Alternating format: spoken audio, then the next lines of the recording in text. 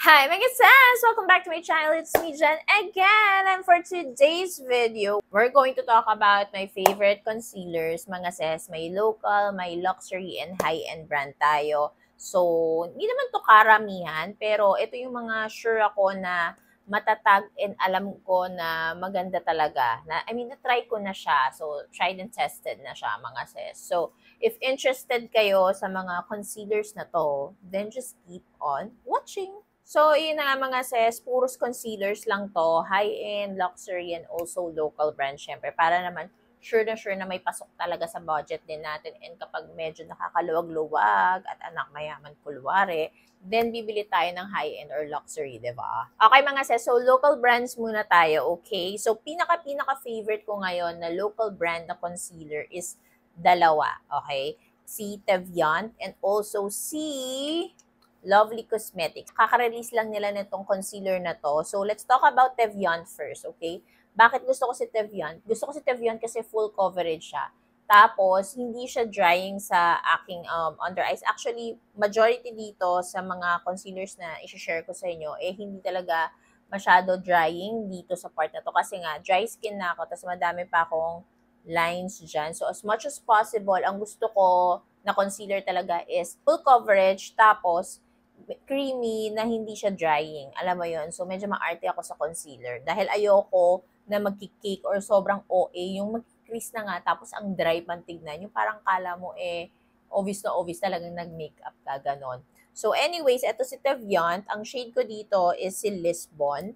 And I like this kasi, yun nga, full coverage siya. Ayan. Kita naman, no? Full coverage agad. And madali lang din siyang ma-blend. Ayan. At hindi siya drying sa skin. As in, hindi siya drying. Tapos, hindi siya, alam mo yun, hindi ka magmumukhang hulas after mga ilang hours. Okay na okay siya. Basta ma-blend mo lang siya ng maayos.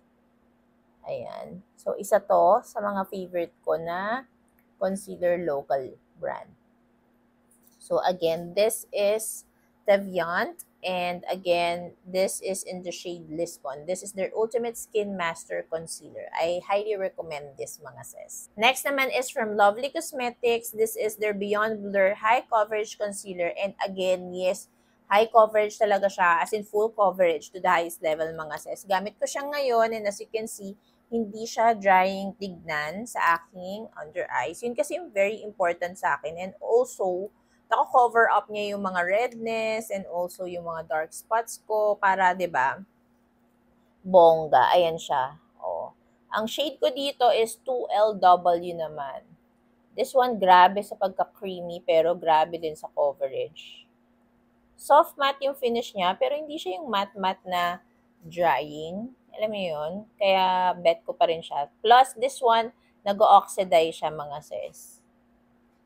Tapos mga sis, sabi din ni Miss Lovely, yung CEO nila, parang gagawa din sila ng concealer na pang yung no makeup look, yung mga pang lightweight. Kasi 'di ba hindi naman lahat fan ng mga full coverage na concealer. So, 'yon, napanood ko lang sa TikTok niya na they're planning to make a concealer na mas lightweight. Kasi ito grabe, full coverage. And ayan, as you can see, nag-oxidize talaga siya.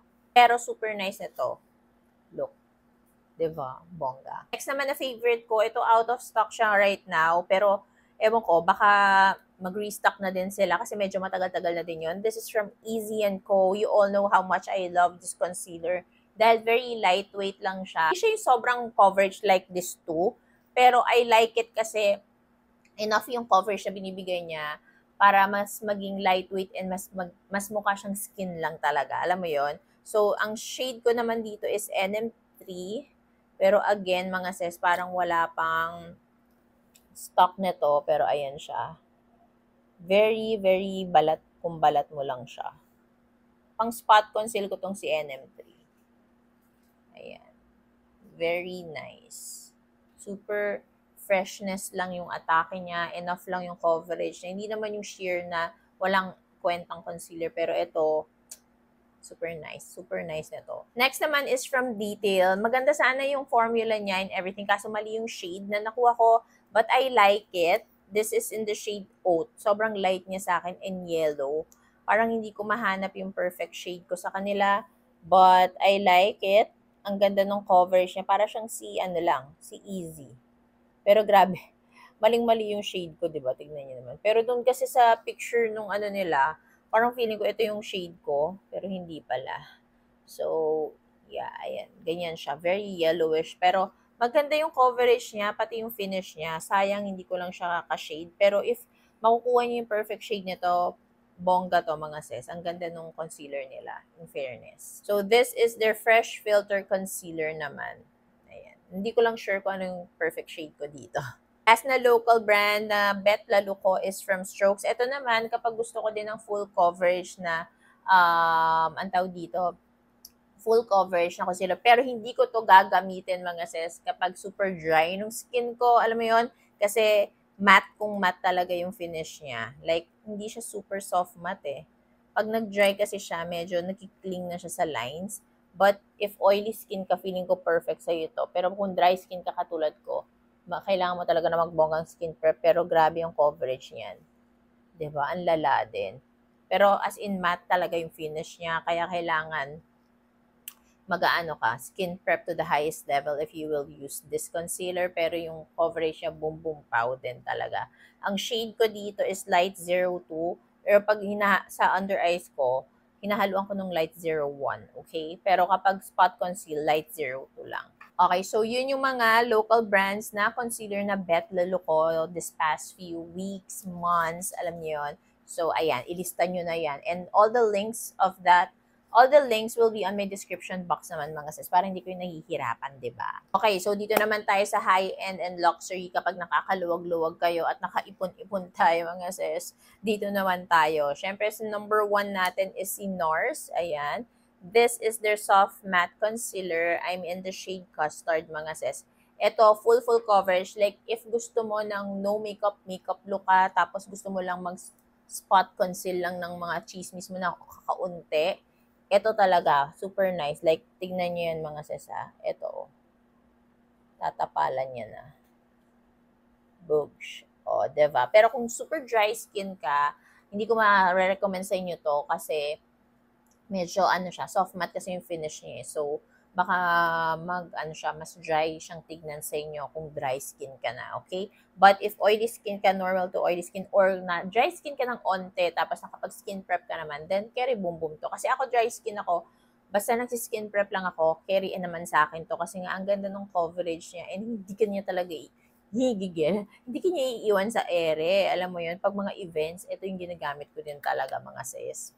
So again, ang shade ko dito is Custard Medium 1. Ay mga sis, ito pala, international brand siya, pero hindi siya high-end or luxury. Like, very affordable lang siya and very sikat to sa TikTok, YouTube, and Instagram kasi talagang super na-hype to ni Miss Tony. Sobrang ganda kasi talaga and ang ganda ng coverage nito. This is the SEM concealer. Ang shade na nakuha ko is 1.25.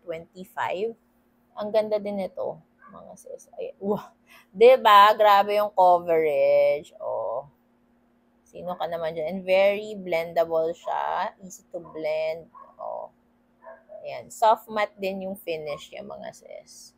Oosh. Super nice din ito. Maganda siya. Na-try ko na siya, mga sis. And I like it also. Next naman mga sis is from NARS again. This is their Radiant Creamy Concealer. Ito naman yung pang everyday ganapers na hindi pang mabigatan. Alam mo yon. Ito, super nice nito. Paubos na nga siya actually. Oh. Konti na lang siya. Ayan, ganito.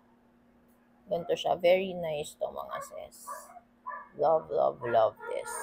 Ang shade ko dito is light 2.75 Canel. Canel or Canel? Canel. Pang everyday freshness yung mga atake nito mga sis. Super nice. And lalo na kung wala ka gaanong chismis, ito yung concealer mo. Ito, kakabili-bili ko lang din to, di ba? Parang last month ko ata to nabili. This is the Hourglass Concealer.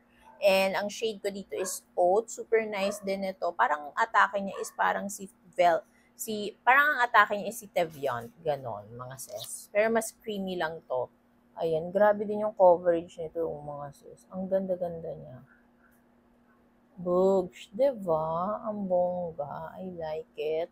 Ang ganda nito, sobra. I like it. Super love. Super worth it to, mga sis. Try nyo din. Super ganda niya, mga sis. Hindi din magkikling sa lines mo, hindi din siya alam mo yung nakaka-dry ng under eye. Super nice na itong Hourglass na to. Then, last but definitely not the least, ang pinaka-latest na binili kong high-end or luxury na concealer. This is from Dior. This is their Forever Skin Correct. I'm in the shade. Anong shade na to? Ba't nawala ang shade? Ayun. Ang shade ko is 1.5 neutral, mga sis. Ayan. Super nice na to kasi hindi siya drying sa under eyes. Again, tas grabe yung coverage niya. Like, super nice. Ayan o. Grabe mga sis. As in. Bogs na bogs. So, ayun mga sis. Again, ang shade ko dito is 1.5 and super nice niya and deserve niyang ma-hype kasi ang ganda talaga niya in fairness. So, ayun mga sis. Those are the concealers na beta-bet ng sis nyo. Again, may pang local, may pang high, and may pang luxury tayo. So, mamimili na lang kayo dyan. Okay? So, hindi ko na kayo papahirapan. Lahat ng links will be on my description box. Pati yung shade ko dun sa mga concealer na yan, ilalagay ko din doon sa description box para hindi na talaga kayo mahirapan, okay? So, ayun lang. Thank you so much for watching. Don't forget to like, share, and subscribe on my channel, mga sis. Bye!